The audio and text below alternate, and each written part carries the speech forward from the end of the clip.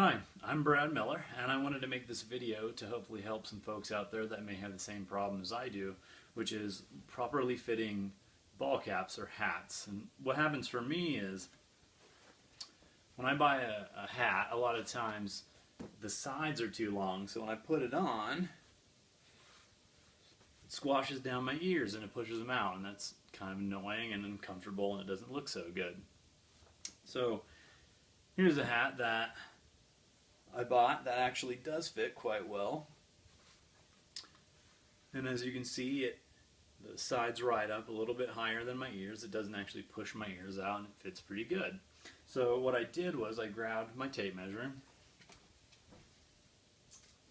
and, just standing in a mirror, I measured from the top of the hat down to the sides and found out how long the right measurement was for me, which is about 6 inches from the center of the ball on the top to the sides. And I'm going to modify this hat, which was just a little bit too long, like the first white one that I showed you. So we're going to move on over to the sewing machine, and we're going to go step by step through how to modify a hat. Okay, so a couple things to begin with. The machine's already loaded. I'm assuming that if you've gotten this far, you know how to load and work your machine. If you don't, there's lots of great videos already up there that will show you how to properly load your machine. Also, what I've done here is, just with a few pins, I've marked where my ears hit, because that's the main place where we want to raise this section. We don't really need to raise all of it, although I will pull the stitches along most of this. So this is really where I want to gain only about 1/4 of an inch, sometimes only 1/8 of an inch, to make the hat comfortable. So I've done that on both sides. As you can see, there's black stitching along this part of the hat, and it's because I've actually already done this once and I didn't bring it as high up as I wanted to. So we're going to do it again. Since then, I've actually just gone to the sewing store and found some thread that matched a little bit better. So any sewing store is going to be able to do that. Just take the hat in and you'll be able to get something that matches really well. Obviously, this is a camo hat, so that makes it a little bit easier. And I also should say that this is not necessarily going to work with fitted hats. Just with adjustable hats like this, it's more likely to work for various reasons. But if you have a hat like this that you want to modify, this is a good way to go. So the first thing I'm going to do is pull the stitches. I have a little stitch puller here. You really can just use a knife. If you don't have a stitch puller, it's fine. But what I wanted to point out was the stitching normally in this hat runs all the way along the entire hat. So when you pull these stitches, you're going to want to leave about 1 inch here and 1 inch back here. So that way, when we sew it back up, when you stitch over, you're going to stitch over the existing stitching, and that's going to hold it down and keep it from falling apart or running. So don't pull all the way over here, because you don't want to end up losing this stitching and then the brim of your hat falling off. So let's start right about here, and we're going to pull that stitching.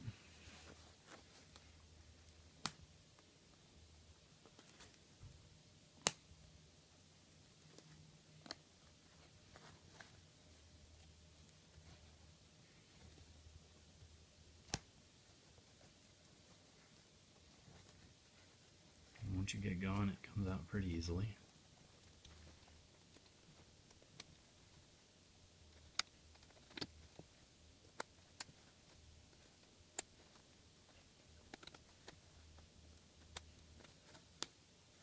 Okay, I'm going to make sure to stop about 1 inch away from the back end.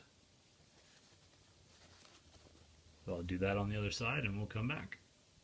Okay, so I have the stitches cut on both sides. It's going to expose the band on the inside and also on the outer fabric, this flap. And now this flap, since this is now exposed, it's going to allow us to actually roll the fabric up and shorten it. And you can see here I have a little red line. I just marked it with a pen. That's where I want to roll to. You could use fabric chalk as well if you have that on hand. So all you have to do now is roll that up to your line. I'm going to roll it along this way a little bit as well. And then bring that outside fabric back to the band so it holds right where you want it. And then all we're going to do is sew across there. So let's do that now. Now that I have the hat loaded in the machine, I'm going to start by back stitching, which is going to stitch over that existing factory stitch and hold that down so you don't lose that stitch, as well as hold my new stitch in place. And I do it by hand because at this spot at the brim there's a lot of fabric, so you don't want to break a needle or break your thread. So once it starts feeding a little bit more smoothly, make sure that the band and the outside fabric is lined up. You can start using your pedal.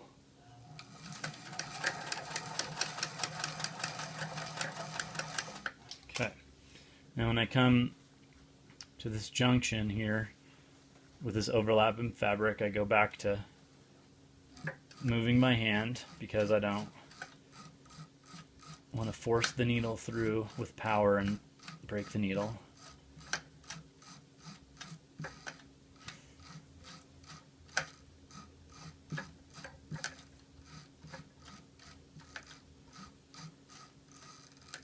Okay. Once you get back into a little bit easier ground, you can use the pedal if you want, or you could do it all by hand if you wanted to.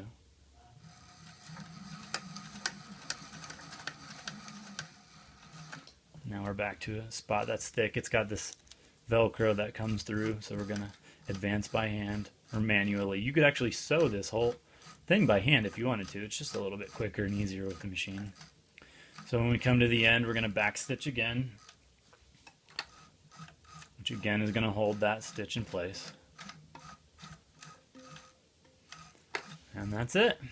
So we're going to pull this out, cut it. Got a pretty good stitch across the bottom. Not exactly professional, but it's for sure going to work for what I need it for, which is the hat I only wear in the woods. So we're going to do the other side, and then we're going to test the fit.